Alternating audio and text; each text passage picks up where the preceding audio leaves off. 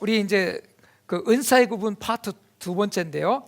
여기에 지금 몇 가지 은사군들이 있습니다. 먼저 디아코니아가 있어요. 이 성령의 사역의 은사들입니다. 고린도전서 12장 28절 하나님이 교회 중에 몇을 세우셨으니 첫째는 사도요, 둘째는 선지자요, 셋째는 교사요, 그 다음은 능력 행하는 자요, 그 다음은 병 고치는 은사와 서로 돕는 것과 다스리는 것과 각종 방언을 말하는 것이라. 여기 지금 성령 사역의 은사가 있습니다. 이 은사가 8가지 은사인데요. 먼저 하나씩 기록을 하면서 설명을 드리도록 하겠습니다. 이 은사는 성령을 받은 사람들이 사역을 하면서 그때 하나님이 주시는 은사들인데, 첫 번째는 사도의 은사죠. 첫째는 사도라고 그랬죠. 사도의 은사에 대해서는 우리가 도마타의 은사를 설명드릴 때 집중적으로 여기서 더 구체적으로 설명을 드리기로 하고요. 이 사도적인 사역은 예수님과 함께했던 제자들이죠. 제자들. 여러분, 제자들은 디사이플이에요, 그죠? 디사이플스. 그래서 제자들입니다. 예수님한테 훈련받은 사람은 제자들입니다. 근데 예수님이 부활 승천하시고 오순절 마가다락방에 성령이 임하시고 예수님의 그 제자였던 사람들이 그때부터 뭐가 되냐면 사도가 됩니다. 그렇죠? 예, 사도, 아포슬이 됩니다. 그 제자와 사도의 직분은 전혀 다르고요, 역할이 전혀 다르다는 사실이에요. 제자는 disciples라는 것은 disciplined person이에요. 이거는 훈련 받은 사람들이 제자입니다. 그래서 우리가 제자 훈련이라고 얘기하죠. 근데 요즘에 지금 보면 제자 훈련에는 두 가지로 얘기하고 있습니다. 하나는 제자 양육이 있고요, 하나는 훈련이 있어. 양육은 너처링이에요. 이거는 계속해서 은혜를 받도록 하는 거예요. 근데 훈련은요, 훈련은 말씀으로 훈련시키고 자꾸 사역에 투입해서 뭔가 일을 하도록 주는 겁니다. 임무를 부여해주고 뭔가 주는 거예요. 이거는 우리가 제자 훈련이에요. 그래서 제자 양육을 중점적으로 사역하는 교회는요, 은혜 받는데 사람들이 다 몰려있어. 봉사하는 사람 적어요. 예? 왜? 양육이니까. 근데 제자 훈련하는 데는 은혜 받는 것보다 은혜 받았으면 부지런히 일해야 돼.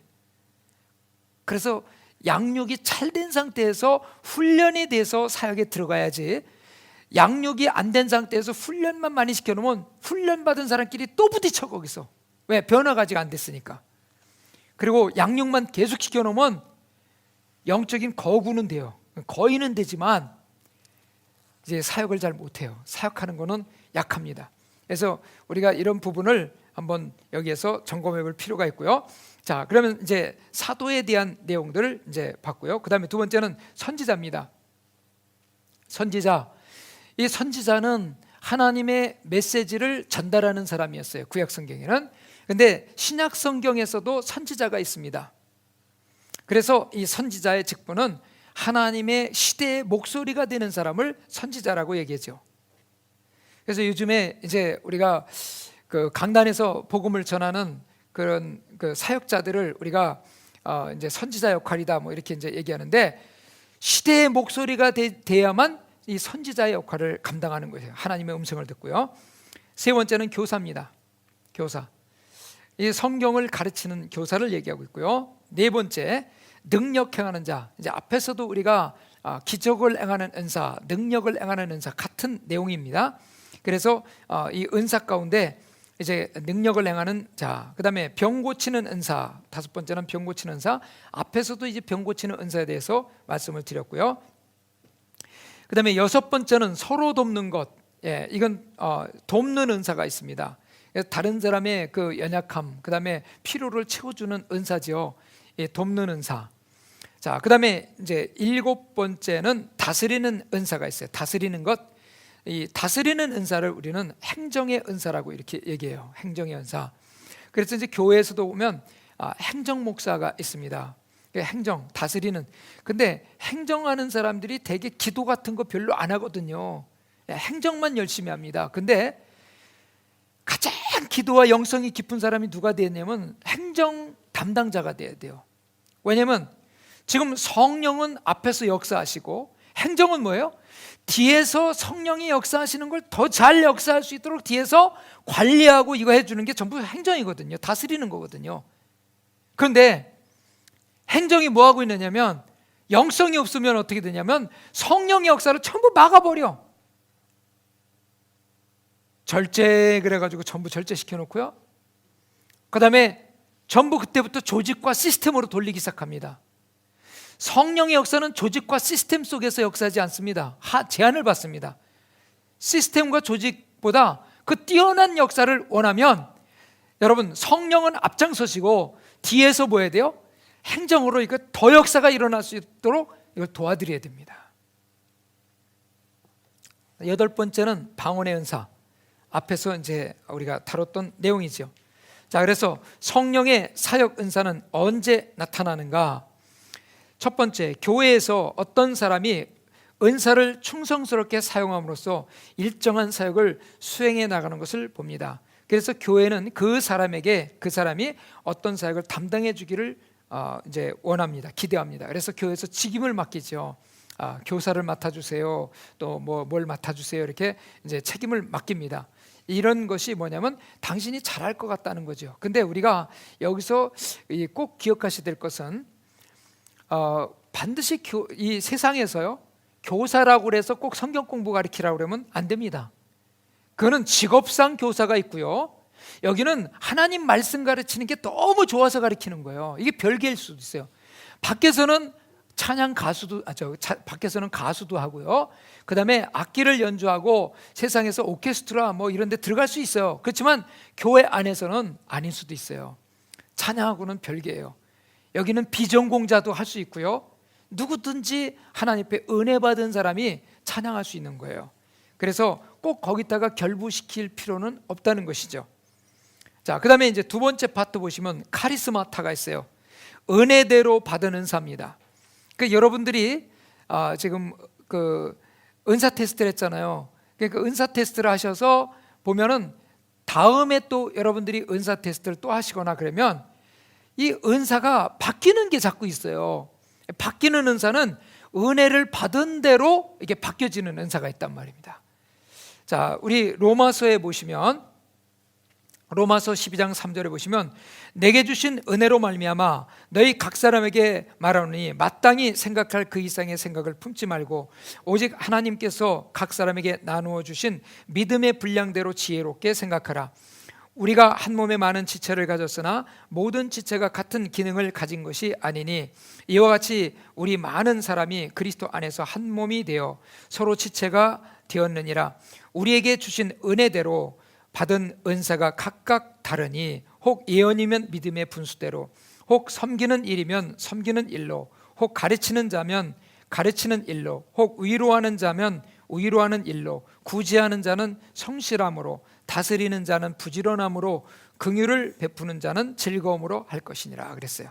자, 그래서 은혜 받은 대로 나타나는 은사는 은혜가 떨어지면 그 은사가 안 나타나요.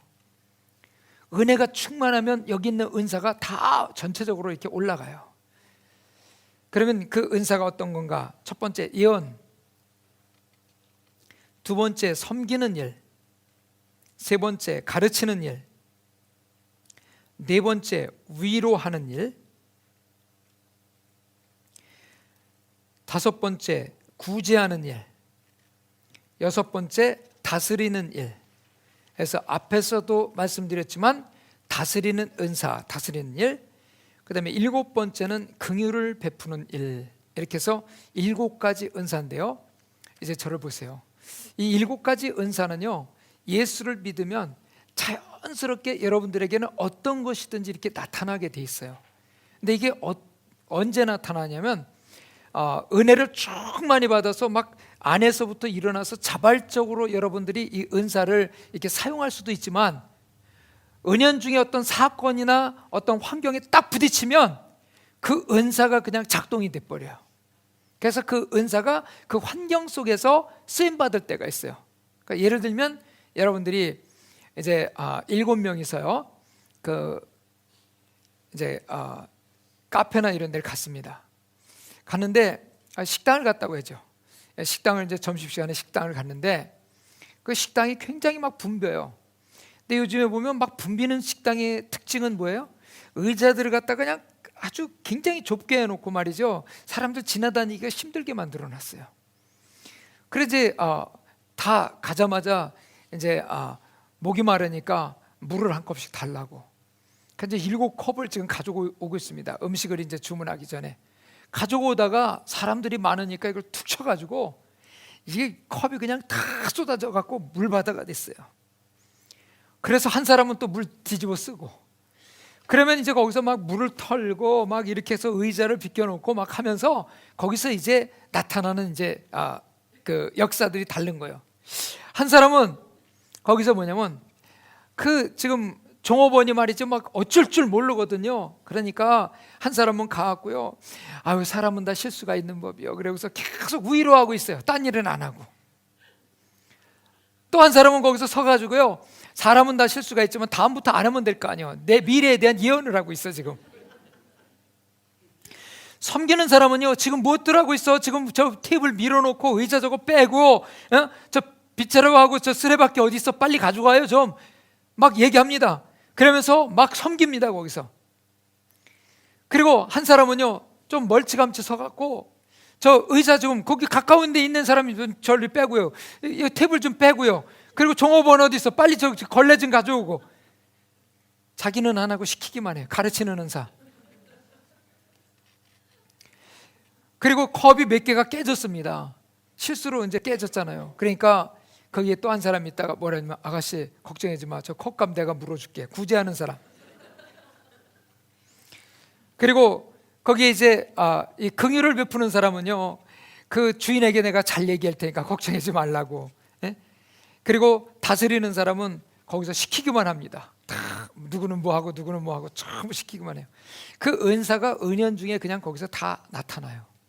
그 나타나는 은사를 보면 그 사람이 지금 어떤 은사를 가지고 있는지 쉽게 알 수 있어요. 교회도 보면 어떤 상황이 탁 부딪히면은 이제 그런 사람들의 상황들이 쫙 나타나는데, 저 사람 왜 서서 잔소리만 하고 있어? 은사가 그거예요. 뭐라고 그러지 말라고요. 예? 그 사람도 그 사명 가지고 지금 하는 거예요. 예?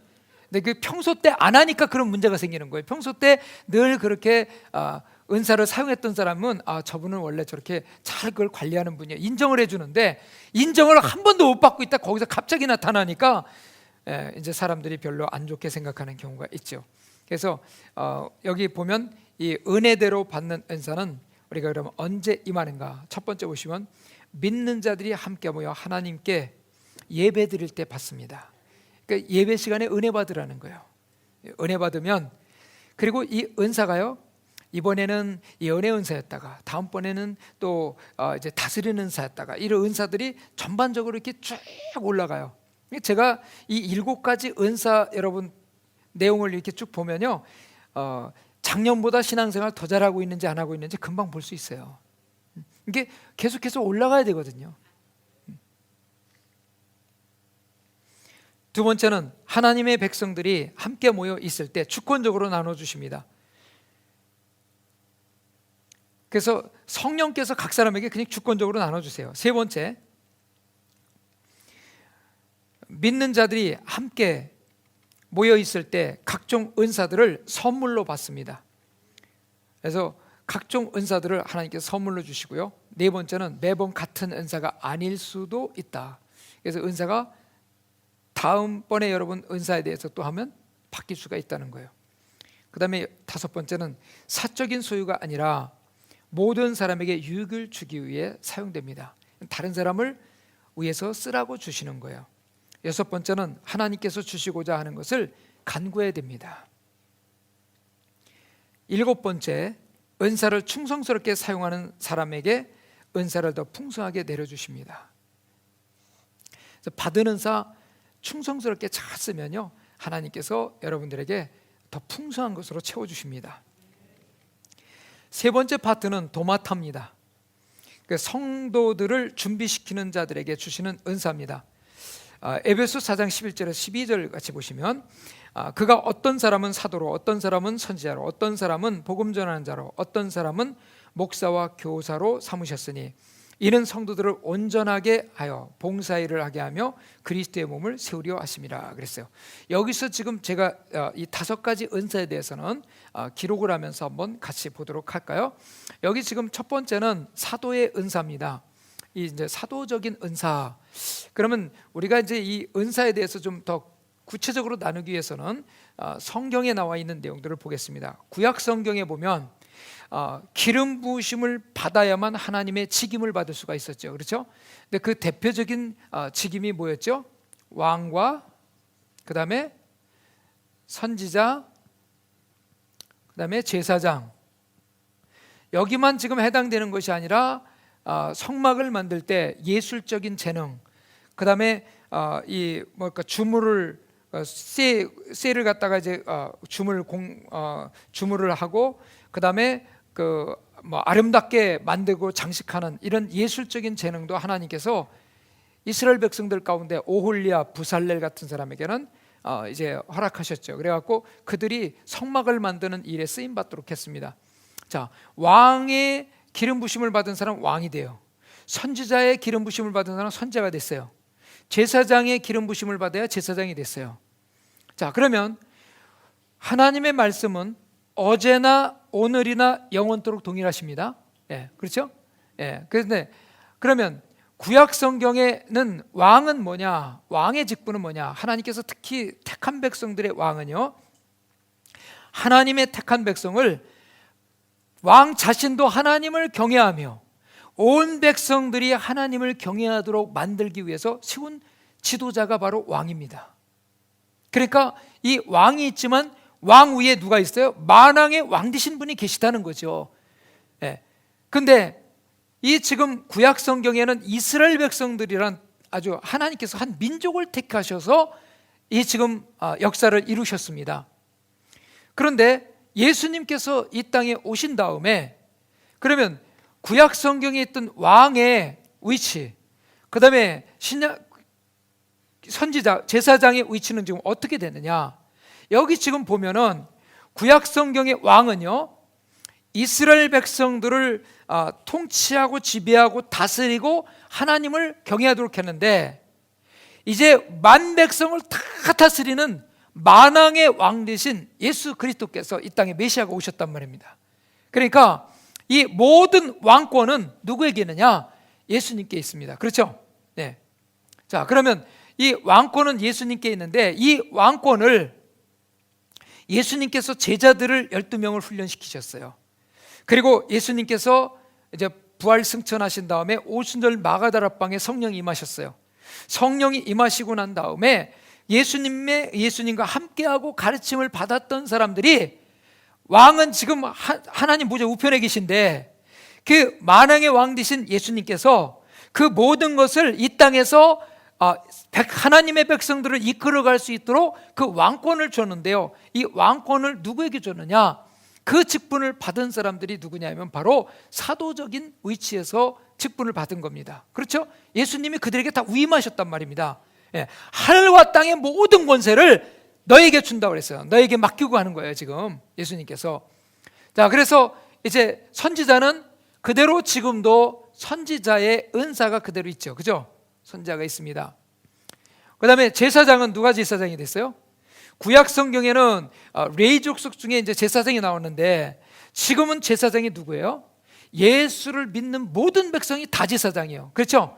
그래서 만인 제사장입니다. 지금은 누가 제사장이에요? 오늘날 여러분과 제가 제사장이에요. 맞습니까? 여러분, 제사장이 뭐 하는 거예요? 제사 드리는 거예요. 그러니까 여러분 가정 예배 드릴 수 있어요? 네. 왜요? 제사장이기 때문에 드릴 수 있는 거예요. 여러분들이 소그룹이 모여서 예배 드릴 수 있어요? 드릴 수 있어요. 왜? 내가 제사장이니까. 네. 그래서 특별한 어떤 직분이 있어서가 아니라 제사장은 누구든지 예배를 드릴 수 있는 거예요. 자, 그러면 제사장은 누구예요? 오늘날에 예수 믿는 성도지요. 성도.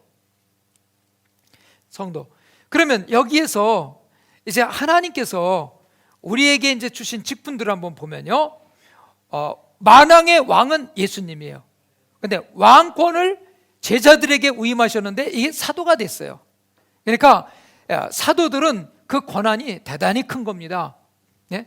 사도권이라는 것은 굉장히 큰 거예요. 신약 성경에서요. 자, 그러면 여기 지금 이제 우리가 여기 사도, 그다음에 선지자, 그다음에 복음 전하는 자, 그다음에 목사, 교사 이렇게 주셨어요. 자, 그러면 여기 지금 성도를 준비시키는 은사입니다. 여기는. 그러면 지금 교사, 여기는 구약 시대도 있었어요. 학사 에즈라 같은 경우, 그죠? 예, 성경을 가르치는 분이에요.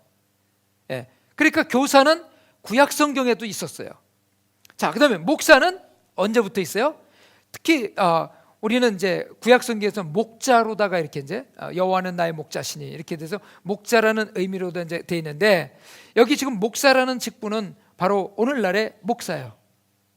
목사예요. 그러면 여기 지금 교사는 아까 나왔던 성경 공부를 가리키는 교사가 아니라, 여기 교사는 가르치는 은사를 가지고 목회하는 사역자를 의미하고 있어요.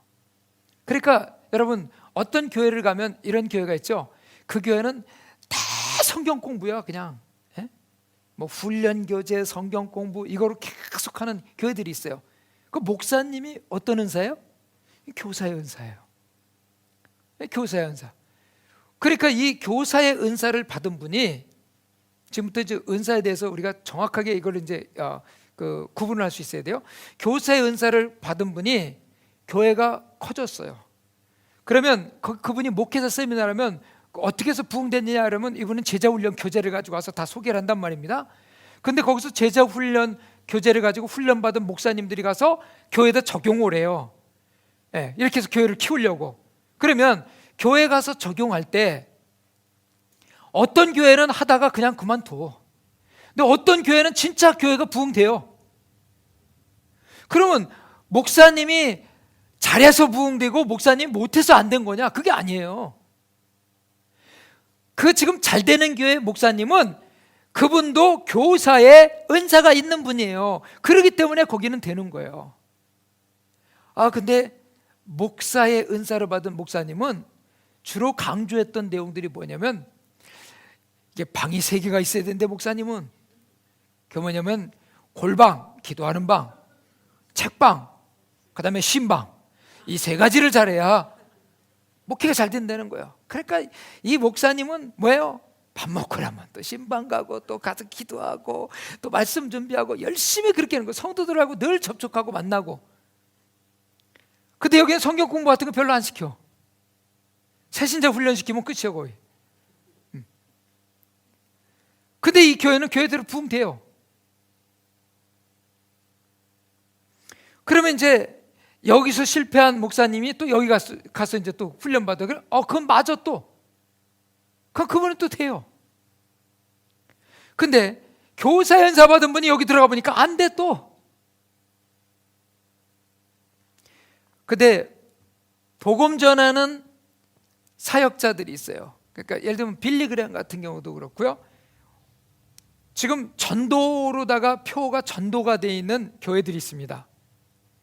이 교회들은 목사님의 은사가 자나깨나 증인 역할을 하는 거예요.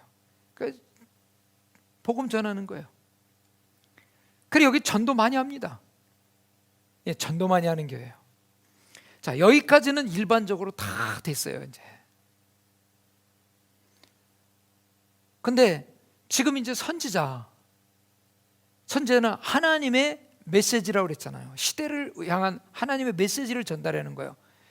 그런데 선지자는요, 그 사람이 그 메시지를 전달하고 그것이 자기 생의 마지막이 될 수도 있어. 왜? 시대의 목소리니까. 그러니까 핍박을 받을 수도 있고 고난을 받을 수도 있단 말입니다. 그러니까 하나님께서 너는 이 메시지를 전하, 하나님 음성 듣고 전하는 거예요. 이건 하나님의 뜻을 전하는 거예요. 시대의 하나님을 향한 하나님의 뜻이 무엇인지. 그러니까 심지어는 이 지금 선지자의 역할을 감당하는 사람들이 핍박도 많이 받지만, 또 선지자의 역할을 감당하는 사람들이 굉장히 하나님의 음성을 듣고요, 강하게 전합니다. 그럼 도대체 그럼 사도는 또 뭐냐는 거예요. 사도는 하나님께서 우리에게 이제 그 왕권을 교회에게 주셨는데 그 사도들을 통해서 주셨잖아요. 초대교회 사도들을 통해서 왕의 기름 부심이 임했습니다. 왕의 기름 부심이 임했어요. 그래서 초대교회는 사도들을 통해서 복음을 증거받았죠. 그렇죠? 사도들을 통해서 은혜 받고 사도들을 통해서 안수를 받았어요. 그러니까 이 사도들을 통해서 은혜 받은 제사장들이 뭐가 됐어요? 왕 같은 제사장이 된 거예요. 예? 왕권의 기름 부심이 임한 거예요. 그 초대교회가 강했던 것이 뭐냐면 사도들을 통해서 왕권의 기름 부심이 왕 같은 제사장의 역할을 감당할 수 있는 이 기름 부심과 능력이 그들 가운데 임했다는 거예요. 그래서 심지어는 종으로 살던 사람이요, 이제 완전 그 당시에는 이제 재산 중에 이제 부동산, 그 다음에 동산이 있고요. 동산 가운데 두 가지로 나누는데 말하는 동산, 말 못하는 동산이 있어요. 말하는 동산은 뭐냐면 노예 종입니다. 이건 사고 파는 거예요. 그런데 종이 예수를 믿게 됐어요. 그 예수를 믿는데 예수를 믿으면서 막 한여름에 막 그냥 더운데 땀을 뻘뻘 흘리면서 일을 합니다. 그런데도 그 찬송 불러 거기서. 예? 그 주인은 말이죠, 그늘에서 시원한 데서 이러면서 쉬면서도 부채질하면서 그러면서도 아이 더워 하고 있는데 저기는 땀을 뻘뻘 흘리면서 일을 하는데도 노래를 하고 있어요. 그리고 돌아왔는데 보니까 뭐 얼굴이 환해, 일한 사람이요.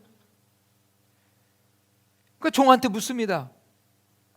너 그렇게 즐거우냐? 그럼요 주인님. 뭐 때문에 즐겁지? 예수 때문에 그렇습니다. 그렇게 땀 흘리고 햇볕에서 일하는데도 즐거워? 그럼요 주인님. 이게 지금 말할 수 없는 기쁨이거든요. 이 능력이 있었어요. 그러니까 주인이 그럼 너에게 있는 기쁨 나에게도 줄 수 있냐? 그럼요 주인님. 언제? 지금요. 어떻게 하면 되지? 예수 믿으세요. 그래 이제 종이 시키는 대로 이제 주인이 합니다. 그럼 말도 안 되는 일을 하는 거예요. 왜? 주인도 이 기쁨을 갖기 위해서는 방법이 없잖아요. 그래 이제 주인이 따라서 기도합니다. 그리고 주인님 제가 기도해 드리겠습니다. 그래 해봐라. 기도했어요. 근데 성령이 임하셔갖고요, 주인이 막 콧물 눈물 흘리면서 방언을 하고 있어 지금.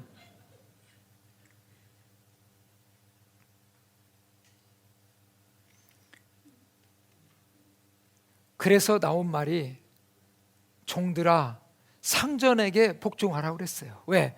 가끔 말 안 들거든. 신앙이 지금 지가 위니까 영적인 부분에 주인이 가끔 답답하면 물어보거든요. 근데 세상 일은 이거 해라 저거 해라 하지만 영적인 건 그렇지 않거든요.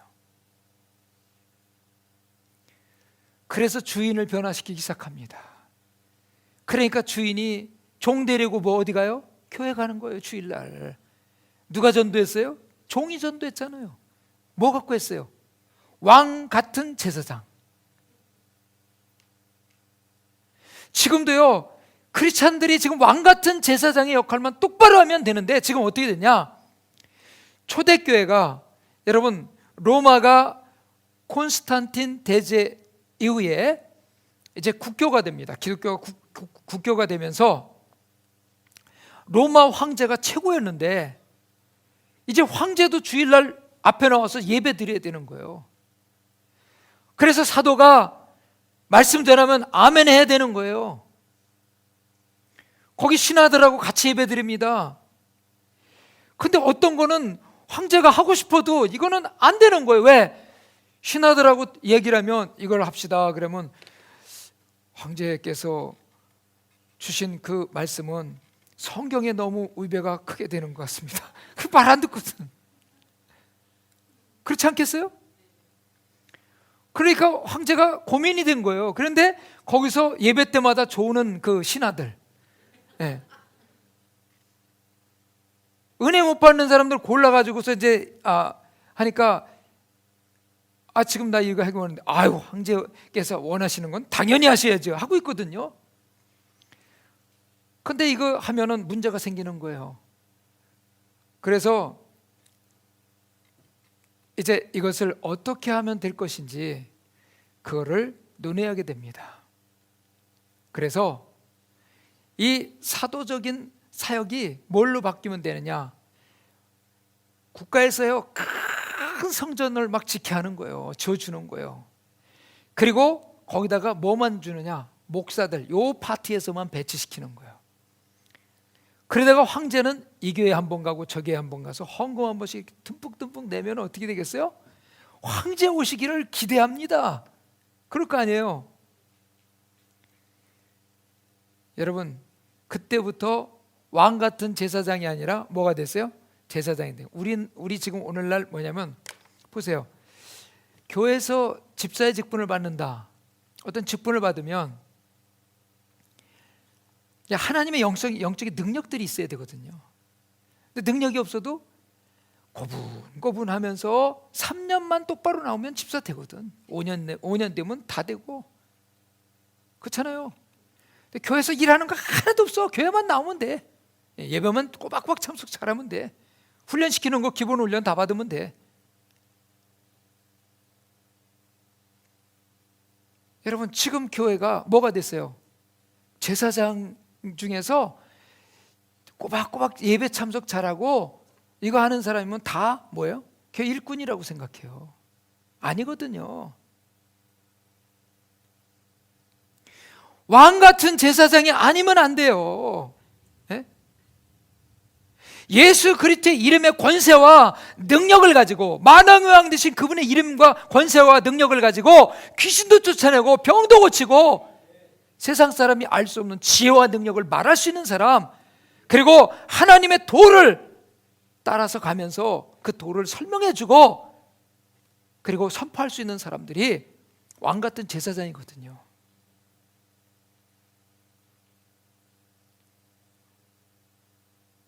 지금 우리에게 필요한 것은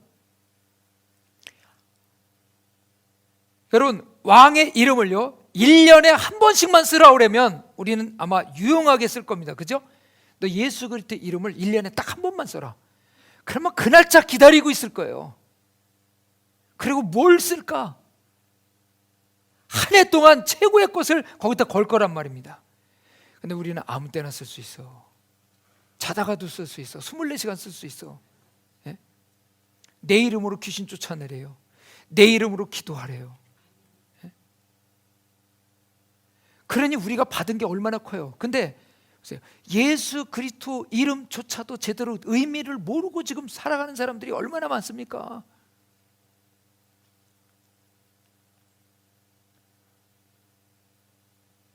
그 이름이 얼마나 대단한 이름인데, 구약 성경에 있던 그 여호와, 감히 부를 수 없었던 그 여호와의 이름, 그 이름을 그 여호와의 이름 전체를 가지고 명예를 딱 걸은 게 뭐냐면 예수 그리스도라는 이름이거든요. 예? 그 이름을 나한테 주신 거예요. 여러분한테 주신 거예요. 오늘날 예수 그리스도 믿는 사람들에게 주신 거예요. 그런데 그 이름을 가지고 비실비실대고 있다면 이거 참 심각한 일 아닙니까?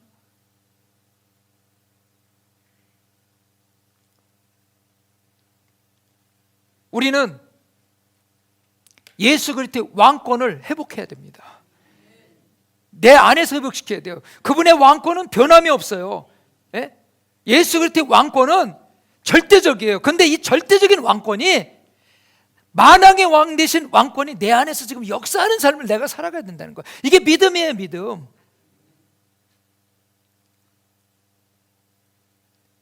교회 나와서 예수 믿는다는 거 빼놓고는 왕권이 우리 가운데 지금 역사하고 있느냐는 거예요.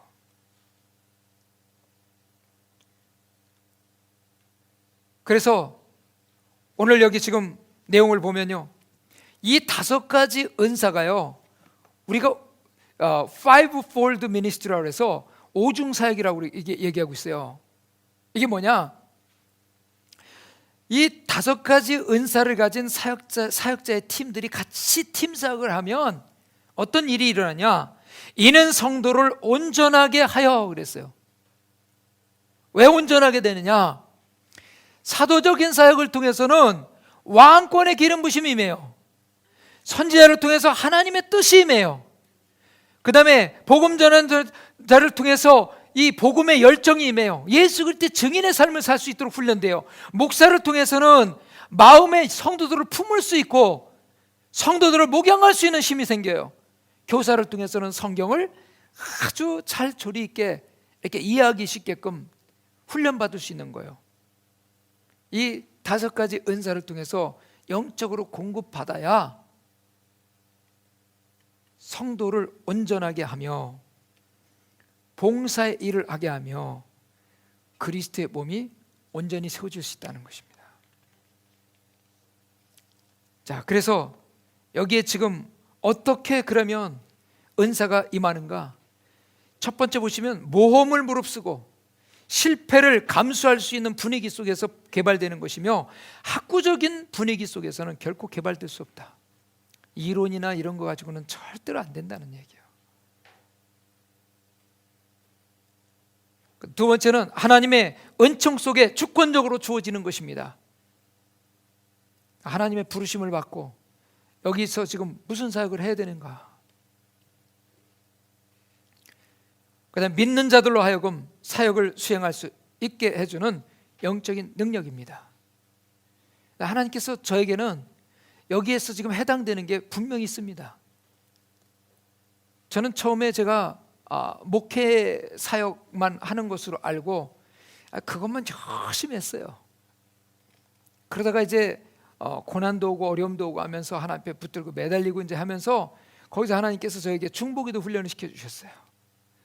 그 중보기도 훈련 받으면서 그 다음에 기도하면서 하나님 앞에 하루에 8시간, 10시간, 12시간씩 매일같이 기도를 했죠. 그러면서 하나님께서 저에게 주신 것은 바로 너 다른 사람이 하지 않는 일을 너 하겠느냐 하는 거예요. 주님 제가 하겠습니다.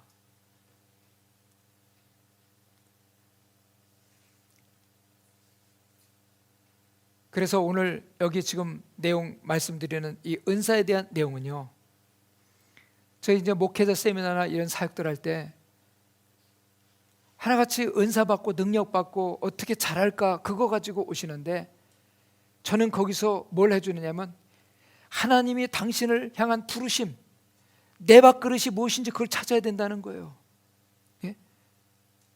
누구 흉내내지 말고 독특하게 나를 불러주신 부르심이 있다는 거예요. 그것을 내가 찾아서 그것을 계속해서 거기에 하나님 앞에 내가 간구하며 나가면 하나님께서 나를 택하신 가장 선한 방법으로 나를 인도하신다는 거죠. 그 성도들도 마찬가지예요. 성도들도 성도들 이래라 저래라가 아니라 성도들이 은혜 받고 그 다음에 하나님의 부르심을 알고 그 부르심 안에 들어와서 하나님이 원하시는 그 합당한 일을 충성스럽게 담당하고 나가면 하나님께서 여러분 우리가 생각하는 것에 넘치도록 부어주시는 하나님의 역사를 날마다 새롭게 경험하게 되는 줄 믿습니다. 자, 그 다음에 이제 이 은사 사역의 이제 목록 가운데 이제 완성을 하기 위해서 이제 몇 가지 이제 필요한 은사들이 있습니다. 여기서 이제 중요하게 은사로서 이렇게 된 부분은 다 했고요. 이제 첫 번째 거기 보시면 독신의 은사입니다. 독신의 은사. 고린도전서 7장 7절에서 8절 보면 나는 모든 사람이 나와 같기를 원하노라. 그러나 각각 하나님께 받은 자기의 은사가 있으니 이 사람은 이러고 이러하고 저 사람은 저러하니라. 그러니까 내가 결혼하지 아니한 자들과 과부들에게 이르노니 나와 같이 그냥 지내는 것이 좋으니라. 이게 지금 독신의 은사를 지금 여기서 이야기하고 있는데 독신은 전혀 이성에 대해서 어떤 그 감각이나 감정 같은 게 별로 없어요. 근데 과거에는 무조건 아들이든 딸이든 결혼해야 돼. 그래서 결혼했어요. 근데 요즘엔 이제 그렇게 안 하잖아요. 뭐 독신들도 많은데 이 독신의 유익은요, 어떻게 하면은 내 배우자나 자녀들을 위해서 기쁘게 할까, 이런 걱정할 필요가 없다는 거죠. 그리고 목숨을 내놓고 복음 전하는데도 내 목숨 하나만 하나님께 드리면 되니까. 그래서 이제 독신이 유익한 부분을 바울이 지금 얘기하고 있습니다. 근데 지금 여기 결혼하신 분은 흉내낼 생각은 절대로 하지 마시고요. 그리고 30살 되기 전에 독신이라고 부르짖는 거는 인정하지 마세요. 30살 넘어서 시집간다고 갑자기 가버리더라고요. 네.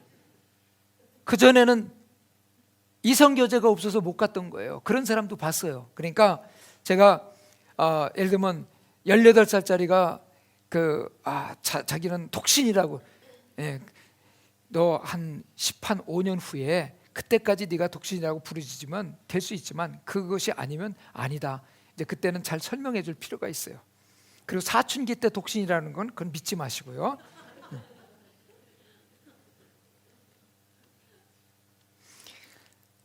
그리고 이제 독신의 은사들 가운데 이 은사를 가지고 우리가 이제 얘기하는 경우가 많이 있는데, 이것도 독신도 은사입니다.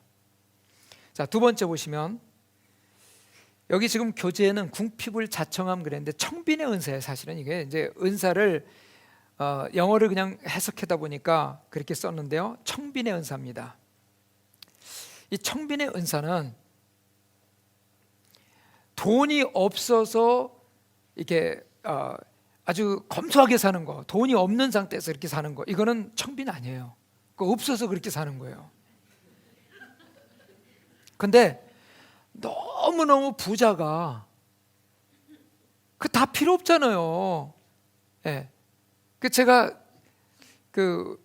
미국에 이제 유학 온 어떤 학생을 전도를 하게 됐습니다. 근데 전도를 했더니 이 학생이 미국에 와서 처음 교회를 나갔는데 목사님이 거기에서 무슨 설교를 했냐면, 부자가 천국에 들어가기가 얼마나 어려운지 낙타가 바늘기로 들어가는 것만큼 어렵다, 그보다 어렵다고 얘기한 거예요.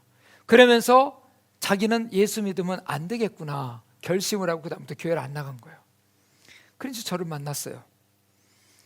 그래서 전도를 받아갖고 예수님을 영접을 했습니다. 그런데 교회 가라고 그랬더니 교회 안 가면 안 되는 애요. 왜 그러냐 그랬더니 지금 그 얘기를 해주는 거예요. 그래서 제가 이렇게 얘기했어요. 네가 가장 돈 벌어서 갖고 싶은 게 뭐냐? 저택, 그 다음에 벤츠, 그 다음에 BMW, 차 2대 갖고 싶대, 한꺼번에 혼자. 네, 몸은 하나인데 자기 차로 2대를 갖고 싶대요. 그 다음에는 뭐 필요한 것도 가질 거래요. 그러니까 비행기까지는 뭐 이렇게 필요 있을 것 같지 않대요. 그 정도까지 얘기했어요. 그래. 그런데 너 BMW든 벤츠든 2대 있으면 한 대 타기도 바쁠 수도 있잖아요.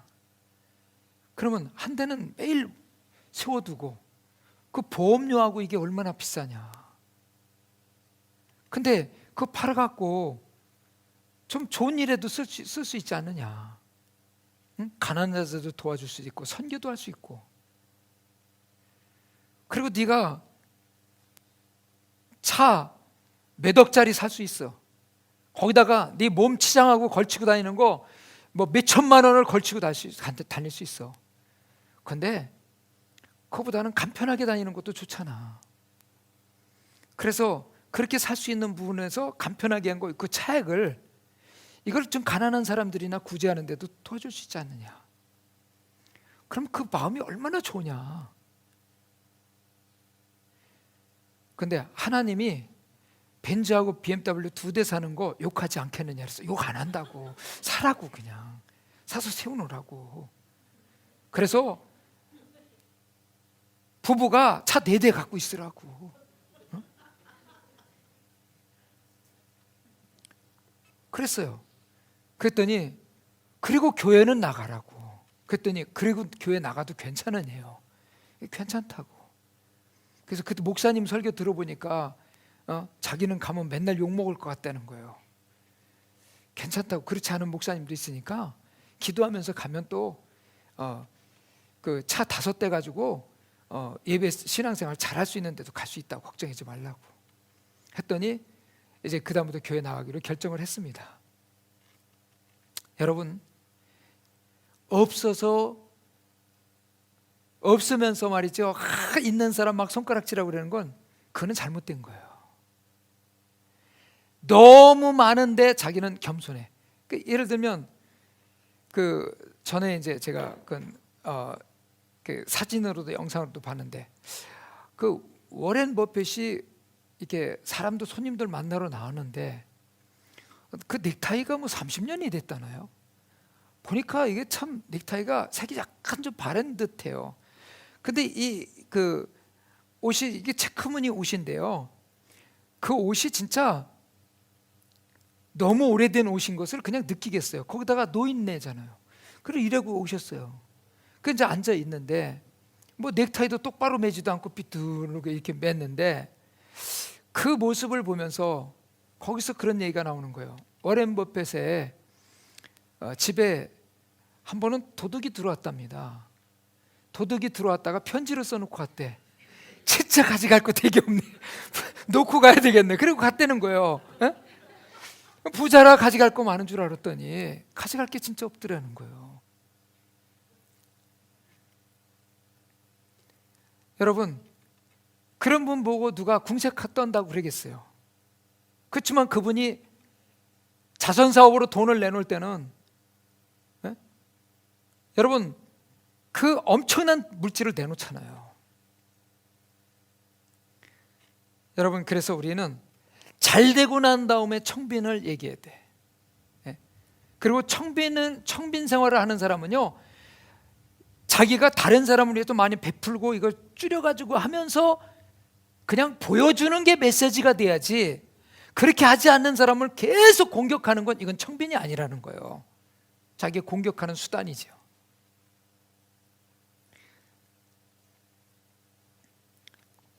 그래서 제가 이 지금 청빈의 은사, 이거는 그냥 삶의 메시지가 될 수 있도록 살아가십시오.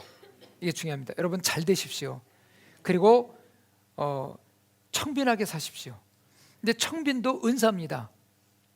그래서 교회에 이렇게 멋있는 거 잘 걸치고 오신 분 있으면요, 저 사람 너무 멋부린다, 뭐 모양 낸다, 그렇게 하지 마세요. 그 사람 모양 내는 거 그것도요 자기의 삶이에요. 그거 갖고 너무 하지 마세요. 여기다 바르고 뭐 한 거, 이거 뭐 번개 맞은 머리 뭐 괜찮아요. 그거. 폭탄을 맞던 번개를 맞던 예배 들어온 게 중요한 거예요. 일단은 설이 맞으면 어떻고요?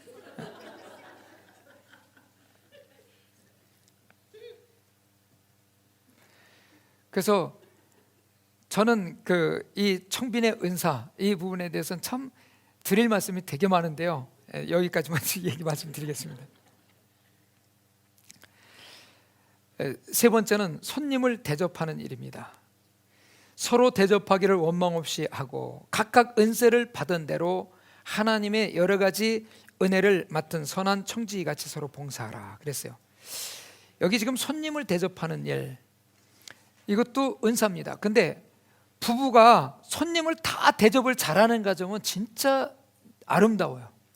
그래서 그 남편이 갑자기 손님을 데려갑니다. 그러면서 집에 가면서 10분 후에 도착, 그래도 알았어요. 그리고 금방 이렇게 답변이 오면, 화답이 오면 신나잖아요, 그거, 그죠? 근데 뭐 며칠 전부터 예고해도요 부담된다는 등 막 이러면 그건 어려운 거예요. 여러분, 저는 가정 중에요, 제가 이렇게 이제 사역을 다니면서 미국의 이제 동부 쪽에 아주 부부가 너무 손님을 대접하는 일에 은사가 아주 진짜 탁월해. 근데 이분들은 하나님께서 이 젊은 나이에도요 재물을 좀 많이 주신 것 같아요. 많이 베푸니까 진짜 베풀어요. 그리고 기도 제목이 뭐였냐면 2층 집을 큰 저택을 주어갖고 1층은 게스트룸 해갖고 목회자, 선교사 뭐 이런 분들 오셔서 항상 계실 수 있도록 하고, 위에는 자기 가족들, 그 밑에 식당 있고 다 있잖아요. 부엌도 있고. 거기 먹을 것을 너무 많이 해놓은 거예요. 저희 가족도 이제 한번 갔던 적이 있었는데 너무 잘 섬깁니다. 그 집에서 일어나면요, 그 집이 축복이 그냥 나와요. 예. 무릎 꿇고 기도하면 그 집부터 복을 주더라고요. 예? 오는 사람마다 그런 거예요. 그러니까 그 집이 복을 받는 거예요. 근데 부인이 손님을 대접하는 은사가 있으면요, 가정이 편안합니다. 어쩌다 와도 괜찮아요. 근데 남편은 손님을 대접하는 은사가 있고 부인이 없으면 손님 왔다 가고 나면 부부싸움이 일어납니다. 예? 힘들다, 부담된다, 이런 얘기를 많이 하게 돼요. 그래서 이거는 잘 맞춰서 하시기 바랍니다. 예? 거기에 맞게끔. 그래서 손님을 대접할 때는 요즘 같은 세상에는 좋은 게 애식을 하면 되더라고요. 그래서 이걸 잘 바꿔서 지금 우리가 적용하면 될 것 같습니다. 자, 그 다음에 네 번째는 선교입니다. 선교. 이게 문화와 언어가 다른 곳에 가서 이제 우리가 복음을 증거하는 일을 선교라고 그러는데, 요즘에 전도라는 단어를 미국 그 남침례 교단에서는 없애버렸어요. 그리고 선교라는 미션이라는 단어만 씁니다. 왜냐하면 미국에는 각종 언어를 가진 사람이 다 있어. 그러니까 국내에서는 다 뭘로 사용했냐면 전도라고 그랬는데, 국내도 이제는 선교나 마찬가지다. 근데 우리나라는 좀 어때요? 우리나라도 지금 외국인 노동자가 한 200만 명, 그 다음에 우리나라에 지금 외국인들이 와서 살고 아주 여기 정착해서 사는 분들이 350만이 넘잖아요, 지금. 예, 지금 숫자가 점점 늘어나고 있습니다. 그래서 이제 이게 다문화 민족 가족들이 이제 많이 늘어나는데, 이렇게 되니까 우리도 뭐냐면 이제 전도라는 단어보다는 선교라는 단어를 쓰는 게 더 합당하다는 생각이 들어갑니다.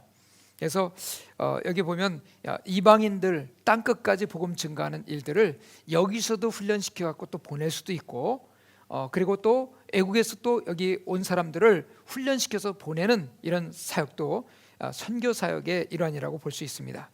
자, 다섯 번째는 순교입니다. 순교. 순교는 평생 한 번 쓸 수 있는 은사예요. 예, 쓰면은 바로 천국으로 가는 은사입니다. 근데 이걸 은사라고까지 한 이유는 예수를 믿는 사람들 가운데서 순교의 자리까지 갈 수 있는 사람이 있고 못 가는 사람도 있어요. 그렇죠? 못 간다고 해서 그 사람 천국 못 가는 건 아니거든요. 근데 순교는 그 순간 하나님께서 그 순교하는데, 예를 들면 장작더미를 이렇게 놓고 어디다 기름을 뿌리고 그 위에다 묶어놓고 불을 지피는데, 예수 부인해라. 아니다, 나 부인하지 않겠다. 여러분, 근데 거기다 불을 붙입니다. 근데 거기서 찬양을 해요. 불 속에서 찬양하며 가는 거예요. 여러분, 그것이 일반적인 삶 가지고 되겠냐는 거예요. 이런 것은 우리가 순교의 은사를 가지면요, 순교의 자리에 가는 것이 기쁨이 되고, 스테반이 그렇게 돌 맞으면서도 뭐예요? 하나님을 찬양하고 얼굴이 빛이 났거든요. 근데 이제 이 은사도 너무 귀한 은사입니다. 이 은사가 있으면 쓰임 받도록 기도하시기 바랍니다. 축복입니다. 진짜예요. 저도 하나님 앞에 가장 고귀한 은사가 저한테 주어진다면 저는 아마 이 부분을 저는 하나님께 구할 은사 중에 하나인 것 같아요. 이거는 한 번 쓰면 끝이지만, 왜냐, 천국에 가서 가장 주님께서 기뻐하시고 보좌에서 딱 일어나셔갖고 내가 너를 기다렸노라 맞이해주는 그 대상이 누구냐면 순교자입니다. 스데반이 그 영혼이 올라갈 때요, 예수님 보좌에서 일어나셨어요. 와, 저는 그냥 그 사도행전 생각하면요, 막 그냥 너무 좋은 거예요. 주님께서 보좌에서 일어나셨어요. 사도들이 그 영혼을 데려가서 보고한 것이 아니라 스데반 올라옵니다. 그래? 예수님이 일어나셨어. 너무 멋있잖아요. 자, 그 다음에 이 여섯 번째는 중보기도 은사입니다. 중보기도의 은사. 이 중보기도도 그냥 사람들이 기도 제목이 있다고 그러면 다 내가 끌어안고 기도해. 이 중보기도도 은사예요. 그 다음에 일곱 번째는 찬양의 은사, 음악의 은사죠. 그래서 이건 음악을 전공하지도 않았는데 그 사람이 찬양을 하면 영성이 있어요. 영감이 있어요. 그래서 오히려 전공한 사람들이 와서 거기서 은혜 받습니다. 찬양의 은사요. 찬양의 은사도 받으세요. 찬양 은사 받으려면 찬양 속에 살면 되더라고. 젖어들면 나에게도 그렇게 되더란 말이에요. 자, 그 다음에 이제 은사의 다양함과 깊이가 있는데 고린도전서 12장 4절에서 6절, 은사는 여러 가지나 성령은 같고 직분은 여러 가지나 주는 같으며 또 사역은 여러 가지나 모든 것을 모든 사람 가운데서 이루시는 하나님은 같으니. 그래서 여기 은사, 직임, 그 다음에 역사, 이 세 가지가 나와 있습니다. 자, 그러면 은사는 뭔가 하면 직임을 수행하는 능력입니다. 은사는 직임을 수행하는 능력이에요. 그러니까 은사가 있어야 그 직임을 잘 수행하고 감당할 수가 있어요. 그 다음에 두 번째 직임은 그럼 뭐냐면 은사를 사용하는 공간입니다. 여러분 지금 교회에서 직분 받으셨어요? 여러분 받은 은사를 사용하는 공간이에요. 필드란 말입니다. 받은 은사를 마음껏 거기서 쓰세요. 그러면 하나님께서 더 충만한 것으로 채워주신단 말이에요. 근데 지금 되게 보면 이게 잘못된 생각들이죠. 뭐냐면 은사를 직임을 받으면 그게 마치 자기의 권위요, 그 다음에 명예요, 이렇게 생각하니까 이게 잘못된 거예요.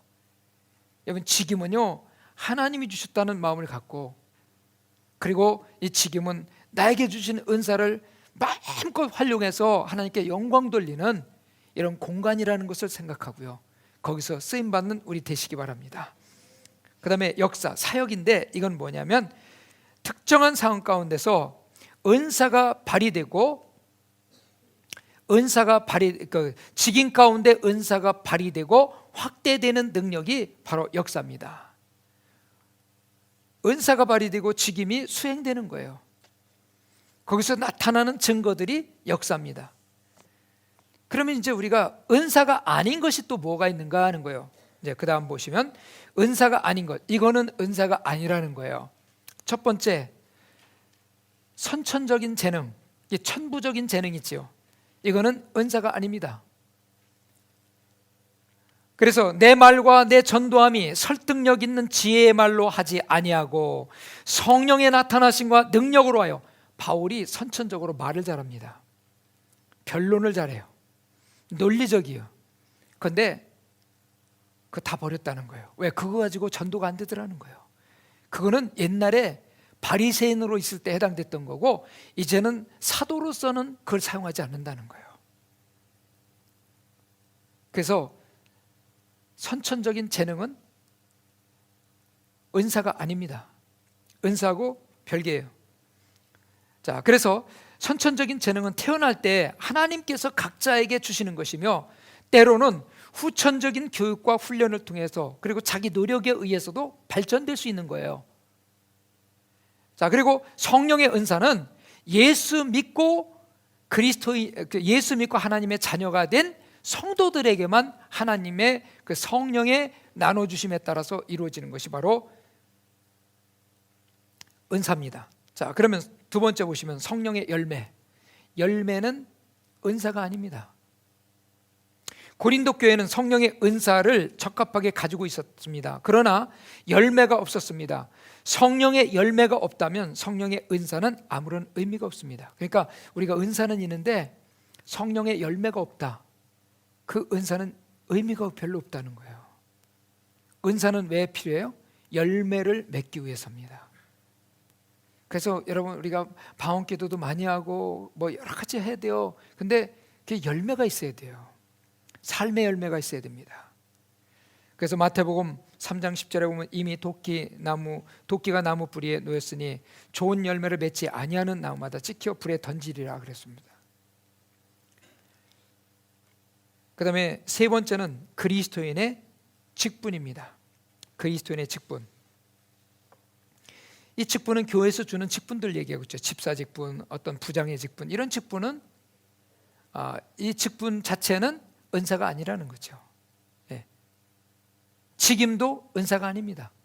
직임은 은사를 사용하는 공간이라고 말씀드렸어요. 그다음에 네 번째는 우리가 이제 여기에서 하나 이제 또 분별해야 될 게 뭐냐면 이 위장된 이적이라고 이제 이렇게 표현하는데 거짓 선지자들을 통해서 나타나는 그 표적을 얘기하고 있습니다. 거짓 선지자들을 통해서 나타나는 표적을 우리는 거짓된 이적, 거짓된 표적이라고 이렇게 표현하죠. 그래서 이런 것들은 이제 해당이 안 되는 부분들입니다. 자, 그러면 은사로 건강한 교회를 만드는 건데요. 건강한 교회는 성장하는 교회요, 성숙한 교회입니다. 성장하는 교회 플러스 성숙한 교회가 건강한 교회입니다. 계속 성장하면서 열매를 맺는 교회죠. 자, 그러면 첫 번째, 은사 사역과 목회 철학이 일치해야 됩니다. 새로운 신자가 성령의 은사에 대해 우리 교회와 다른 견해를 가지고 있을 때 그들을 어떻게 다뤄야 하는가? 이제 은사를 받았으면 그 은사에 대해서 인정해주고 은사를 잘 사용할 수 있도록 인도해 주는 게 좋겠죠. 근데 만약에 이제 은사를 갖다가 인정하지 않고 하는 교회가 있다면 이런 부분에 대해서는 잘 상담하고 이렇게 인도를 받는 게 좋다는 얘기입니다. 자, 그다음에 기존 성도가 성령의 은사에 대한 생각이 바뀌어 우리와 다른 생각을 하게 될 때 어떻게 대해야 되는가? 이 부분도 상담해서 잘 이거를 교회의 이제 교리라든가 아니면 교회의 어떤 목회 철학이라든가 이런 부분하고 잘 일치시킬 수 있도록 해줘야 됩니다. 세 번째는 이들을 관대한 태도로 포용할 수 있는가, 아니면 적합한 교회를 찾아 교회를 옮기도록 권면할 것인가. 이런 부분을 이제 상담을 통해서 나누면 되죠. 어떤 사람은 자기는 그 은사를 사용하지 않고는 도저히 자기는 살 수 없다. 근데 그걸 활용할 수 없다면 또 우리는 그 성도들에 대한 삶이 그거죠. 교회를 우리 교회에서 이렇게 정착하는 것도 중요하지만 그 성도들이 하나님이 주신 은사와 능력을 가지고 최대한도로 발휘하면서 신앙생활 잘할 수 있도록 안내해 주는 것도 우리에게는 또 필요한 부분이라고 봅니다. 지도자는 이런 문제에 대하여 너무 얽매여서는 안 됩니다. 주변 교회가 그렇게 하고 있으니까 우리도 그렇게 하는 것은 금물입니다. 자, 우리가 이제 세례나 유아 세례, 헌화식에 대한 것도 마찬가지입니다. 어떤 교회는 유아 세례 줍니다. 어떤 교회는 헌화식을 합니다. 그렇지만 그것 때문에 우리가 이제 분쟁해서는 안 되죠. 그래서 부질없는 논쟁을 그만두고 공동체를 건강하게 할 수 있는 목회 철학과 교인들이 모두 공감할 수 있는 목회 철학을 정립하면 이런 문제는 해결될 수 있습니다. 자, 두 번째는 성장 과정을 미리 설계하자. 우리가 이제 은사를 발전, 사용하는 것이 은사 사역의 하나의 목표가 될 수 있습니다. 그리고 은사 사역은 교회를 성장시켜 나가는데 중요한 요소일 뿐입니다. 그러니까 은사가 다 그런 거 아니에요. 은사는 하나의 부분입니다. 그리고 은사와 교회 성장을 위한 조직을 보면 은사 사역을 통해서 사역 배치를 했을 때 교회 영적, 인적, 물질적 자원에 효과적으로 더 운영할 수 있었다는 사실입니다. 그리고 네 번째는 성령의 은사를 풀어라.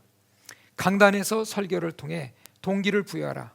그 다음에 두 번째는 성령의 은사에 대한 성경적 가르침을 공부하자. 이렇게 이제 은사에 대해서 구체적으로 우리가 이제 가르침을 공부하고, 세 번째 성도들이 자신의 은사를 발견할 수 있도록 도와주자.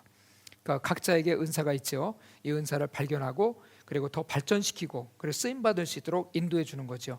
네 번째는 성령의 은사에 대하여 인정하고 받아들이고 개발시키라. 그리고 다섯 번째는 목표와 이제 은사의 목록을 작성하여 책임감을 불어넣어 주도록 하라. 그래서 우리가 이제 은사에 대한 내용들을 지속적으로 또 우리가 체험을 하면서 나갈 수 있도록 인도해 주는 게 필요합니다. 그 다음에 이제 하나님의 축복을 구하는 것입니다. 그래서 성령의 은사, 특히 그 디아코니아, 그 다음에 카리스마타, 그리고 도마타, 이 부분하고 그 다음에 은사 목록의 완성에 대해서 여러분과 함께 말씀을 나눴습니다. 여러분 이제 자신이 가지고 있는 은사, 하나님이 나에게 주신 은사가 무엇인지를 여러분들이 구체적으로 이제 알고 계십니다. 그러면 은사에 대해서 각각 그 은사의 특징이 뭐고 그 은사를 통해서 어떤 역할을 하고 그리고 은사를 그리스도의 몸을 세우는데 우리가 어떻게 쓰임 받아야 되는가 구체적으로 나눴습니다.